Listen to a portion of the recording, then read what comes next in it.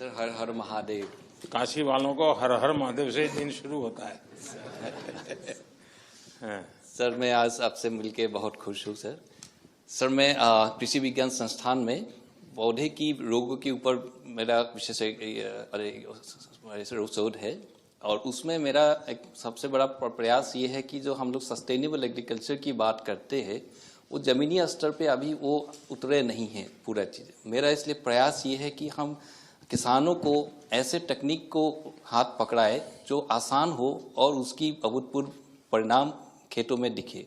और मुझे लगता है इस प्रयास में हमको बच्चों स्टूडेंट्स मेरा और महिलाओं की भागीदारी अहम है और इसीलिए मेरा प्रयास ये है कि मैं स्टूडेंट्स के साथ गांव में जाता हूं और किसानों के साथ मैं महिलाओं को भी आगे बढ़ने के लिए प्रयास कराता हूं ताकि ये छोटी छोटी जो टेक्निक्स हम लोग डेवलप किए हैं उससे सस्टेनेबिलिटी की तरह हम लोग कदम बढ़ा सकते हैं और इससे किसानों को फायदा भी हो रहा है। कुछ बता सकते हैं क्या किया है?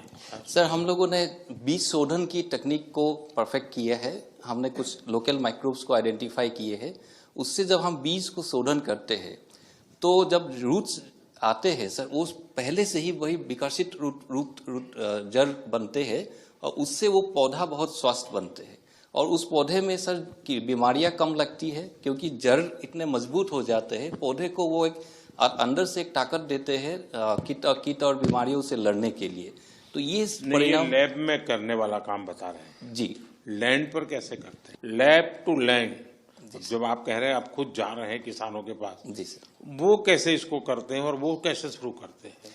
सर हम लोगों ने एक पाउडर फॉर्मुलेशन बनाए हैं और इस पाउडर फॉर्मुलेशन को हम किसानों को देते हैं और उनकी हाथों बीज को शोधन करवाते हैं और ये हम प्रयास कई सालों से निरंतर कर रहे हैं और वाराणसी के आसपास के 12 गांव में हम लोग अभी इस कार्य को किए हैं और महिलाओं की अगर संख्या की बात कहें तो 3000 से अधिक महिलाएं अभी इस टेक्निक नहीं तो ये जो लोग किसान हैं वो किसी और किसान को भी तैयार कर सकते हैं? बिल्कुल सर, क्योंकि जब वो पाउडर लेने के लिए एक किसान आते हैं वो और 4 किसानों के लिए साथ में लेके जाते हैं और इसका क्योंकि देखा देखी किसान बहुत सीखते हैं और मुझे ये बात की खुशी है कि हमारे जो हम जितने को सिखाए हैं उनसे और कई गुना लोगों ने अपनाए हैं इसको।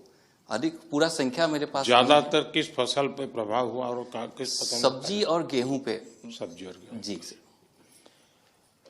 ये जो प्राकृतिक खेती इस पर हमारा बल है। जी सर। और जो लोग धरती माँ को बचाना चाहते हैं जी। वे सब चिंतित हैं जिस प्रकार से हम इस धरती माँ की सेहत के साथ अत्याचार कर रहे हैं। उस माँ को बचाना बहुत जरूरी हो गया है। जी सर। और उसके लिए प्राकृतिक खेती एक अच्छा उपाय दिखता है। उस दिशा में कोई चर्चा हो रही है वैज्ञानिकों में? जी बिल्कुल सर, प्रयास उसी दिशा में है लेकिन सर किसानों को हम लोग अभी पूरी तरह कन्विंस नहीं कर पा रहे हैं कि रसायन को आप प्रयोग ना करें क्योंकि किसान डरते हैं कि हम रसायन के प्रयोग नहीं करने से मेरे फसल में कुछ नुकसान हो जाए। एक उपाय हो सकता है, मान लीजिए उसके पास 4 बीघा जमीन है तो 25% 1 बीघा में तुम ये प्रयोग करो, 3 में जो तुम परंपरागत करते हैं वो करो जी। यानी छोटा सा हिस्सा लो, उसको एक प्रकार से अलग से तुम इसी पद्धति से करो तो उसकी हिम्मत आ जाएगी। हाँ यार थोड़ा नुकसान होगा तो 10% 20% हो जाएगा जी, लेकिन मेरी गाड़ी चलेगी। गुजरात के जो गवर्नर है आचार्य देवव्रत जी, वे बहुत ही डेडिकेटेड है इस विषय में, काफी काम करते हैं। अगर आप वेबसाइट पे जाएंगे क्योंकि आप में से बहुत से लोग हैं जो किसान का बैकग्राउंड वाले होंगे तो उन्होंने प्राकृतिक खेती के लिए बहुत सारा डिटेल बनाया। ये आप जो एलकेएम देख रहे हैं ना, यहाँ पूरी तरह प्राकृतिक खेती का ही उपयोग होता है हर चीज का। यहाँ कोई केमिकल अलाउ नहीं है। ये आचार्य देवव्रत जी ने बहुत ही अच्छी फॉर्मूला डेवलप की है, कोई व्यक्ति उसको कर सकता है जी। गौमूत्र वगैरह का उपयोग करके करते हैं और बहुत अच्छे परिणाम आते हैं। अगर आप उसको भी स्टडी करें आपकी यूनिवर्सिटी में क्या हो सकता है तो देखिए। जरूर सर। चलिए बहुत शुभकामनाएं। धन्यवाद। वणक्कम। Vanakkam, Prime Minister ji. I am Dr. A. Gandhimati. I come from Tyagarajar Polytechnic College, Salem, Tamil Nadu, and I have been teaching English in the Polytechnic College for more than 16 years.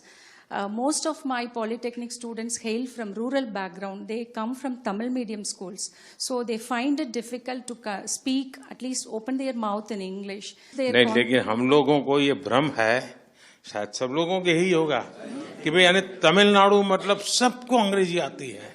Obviously, sir, there are rural people, sir, who study from the vernacular language medium. So they find it difficult, sir. So for them we teach. और इसीलिए जो नई शिक्षा नीति है, उसमें मातृभाषा पर बहुत बल दिया गया है. Yes, sir.